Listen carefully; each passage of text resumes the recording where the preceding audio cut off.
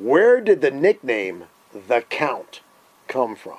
We developed a character named Count Cool Rider. Count's Kustoms, Las Vegas-based auto and motorcycle restoration shop. Known for his signature bandana, love for rock and roll, and incredible talent for creating jaw-dropping custom vehicles, Danny Koker became a household name after his appearances on Pawn Stars and the subsequent launch of his own hit show in 2012, which became suddenly to an end in 2021. But behind the flashy cars and roaring engines, Danny's journey hasn't been without challenges. From legal battles involving his team to rumors of financial troubles and tension within his business, the world of Count's Kustoms hasn't always been smooth cruising. Danny Koker's journey into the custom car world didn't start with TV fame. It started with a lifelong passion for all things automotive. Growing up in a family of musicians and gearheads, he developed an eye for classic cars and custom motorcycles. In fact, Danny once said in an interview with Roadkill Customs, "I've been a car guy as long as I can remember. I can't even picture a moment where cars or motorcycles haven't been a part of my life." His early years were filled with restorations done purely for personal satisfaction.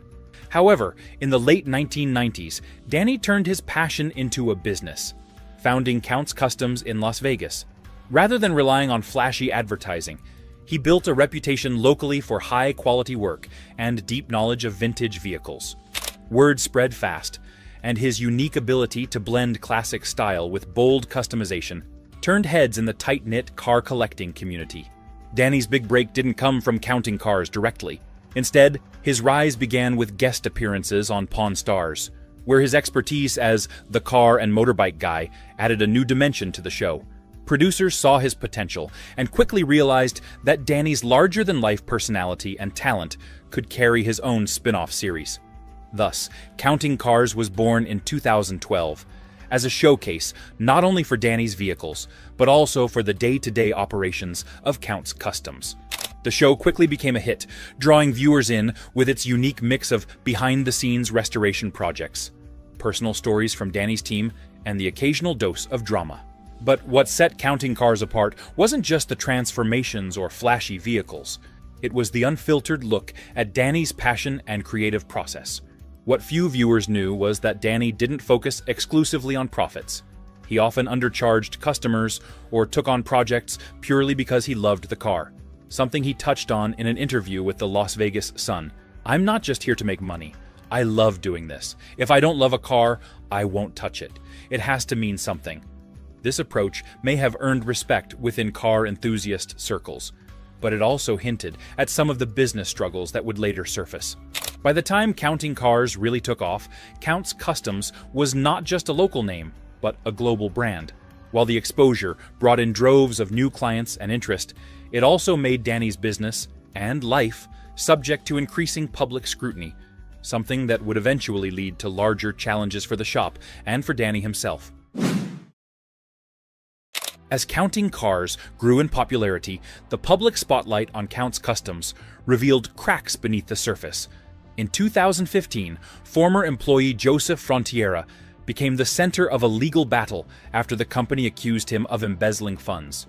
According to public records shared by TMZ, Frontiera had allegedly used company money for personal expenses, including payments on a Range Rover and airline tickets.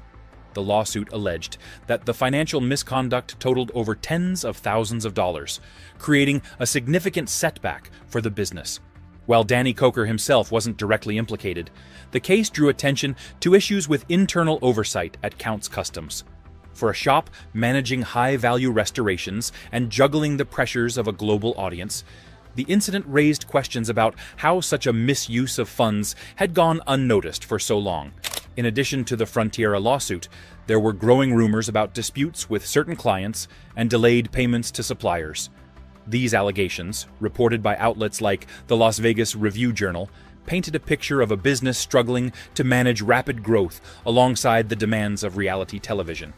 Though Danny kept public comments to a minimum regarding these controversies, the legal battles brought a new layer of scrutiny to Count's Kustoms, making it clear that running a business under the spotlight of fame came with its own set of challenges. As the popularity of counting cars soared, the pressure of consistent television production started to take a toll on both the show and the shop's operations. While fans admired the creative builds and unique restorations showcased on screen, some began to question the authenticity of what they were watching. Accusations of staging and scripted moments surfaced, with some viewers pointing out discrepancies between the show's timelines and the complexity of the projects featured. A recurring criticism, which was also noted in discussions among car enthusiasts on forums like carcomplaints.com, was that certain builds looked rushed or incomplete when compared to Count's Kustoms' earlier work. These complaints raised concerns that the demands of creating weekly episodes for a hit show were forcing the shop into compromises that wouldn't have occurred under normal circumstances. Tensions within the team also became more public during this period.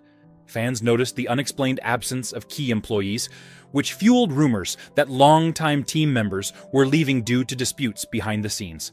One notable example was Scott Jones, who handled much of the business management on the show's earlier seasons before suddenly disappearing.